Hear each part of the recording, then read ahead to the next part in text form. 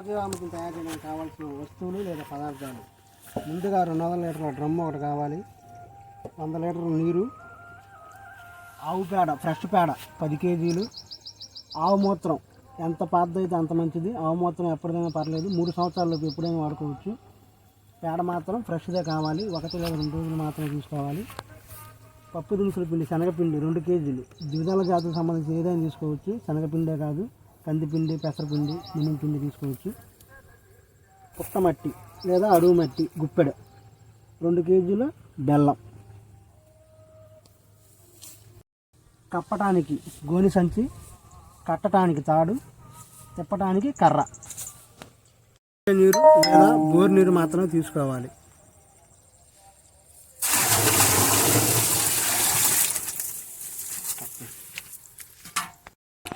పేడని ఇలా డైరెక్ట్గా రమ్ములో వేయకుండా ఇలా చేతితో వేరే బకెట్లలో పోసి కలుపుకోవాలి. ఇలా ఉండలు లేకుండా, చెత్త చెదారం లేకుండా చక్కగా కల్లాబ్దలు కలుపుకోవాలి పేడని.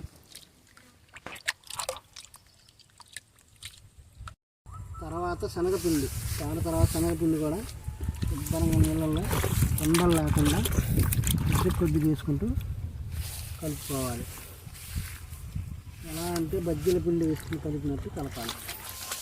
చక్కగా ఉండలు లేకుండా ఇలా 2 చేతులు పెట్టి కలుపుకుంటూ ఉండాలి. ఉండలు లేకుండా. శనగపిండి ఎందుకు కలుపుతామంటే జీవామృతంలో ఏముంటాయి, ఓన్లీ సూక్ష్మజీవులు ఉంటాయి కాబట్టి ఆ సూక్ష్మజీవుల ఆహారం కోసం శనగపిండి కలుపుతాం.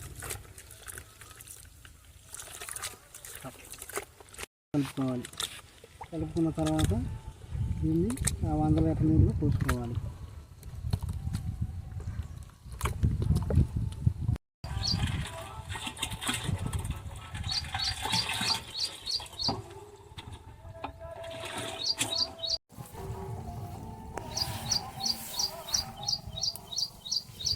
శనగపిండి తర్వాత బెల్లం తీసుకొని ఇలా నీళ్ళలో కలుపుకోవాలి. 2 కేజీల బెల్లం.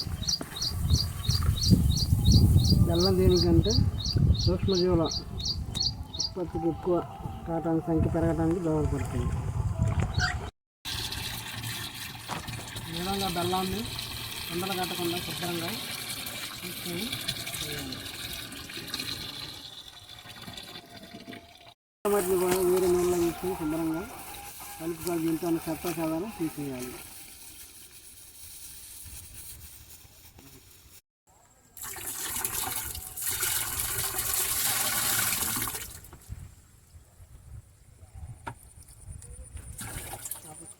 తర్వాత చివరిగా 10 లీటర్ల ఆవు మూత్రం వేసి కర్ర పెట్టి సవ్య దిశలో తిప్పాలి.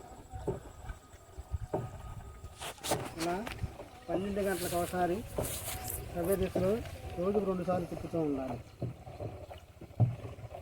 ఎందుకు తిప్పాలి అంటే జీవామృతంలో ఉండే ఏంటి సూక్ష్మజీవులే కాబట్టి వాటికి ఆక్సిజన్ అందించడం కోసం.